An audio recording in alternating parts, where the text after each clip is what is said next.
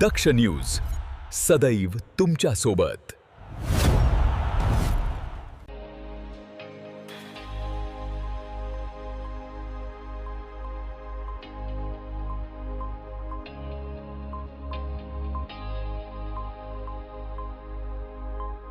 वाहनाचा अपहार आणि आर्थिक फसवणुकीच्या गुन्ह्यात फरार असलेल्या आरोपीला नाशिक शहर गुन्हे शाखा युनिट 2 ने मालेगाव येथून शिताफीनं ताब्यात घेतलंय।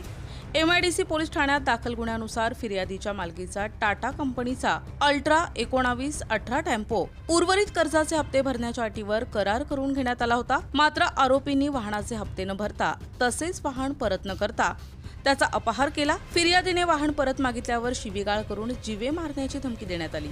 या प्रकरणात सुमारे 10 लाख रुपयांची आर्थिक फसवणूक झाल्याची तक्रार दाखल करण्यात आली होती। त्यानुसार एमआयडीसी पोलीस ठाण्यात भारतीय न्याय संहितेच्या विविध कलमांन्वये गुन्हा नोंद करण्यात आला। पोलीस आयुक्त संदीप कर्णिक, पोलीस उपायुक्त किरणकुमार चव्हाण तसेच सहाय्यक पोलीस आयुक्त रणदीप मिटके यांच्या मार्गदर्शनाखाली फरार आरोपींचा शोध सुरू असताना गुन्हे शाखा युनिट 2 चे श्रेणी पोलीस उपनिरीक्षक मुख्तार खान पठार आणि सहाय्यक पोलीस उपनिरीक्षक गुलाब सोनार यांना आरोपी जुनैद मोहम्मद अब्दुल हमीद हा मालेगाव येथे असल्याची खात्रीशीर माहिती मिळाली। यानंतर प्रभारी अधिकारी सहाय्यक पोलीस निरीक्षक हेमंत तोडकर यांच्या नेतृत्वाखाली विशेष पथक मालेगाव येथे रवाना करण्यात आले।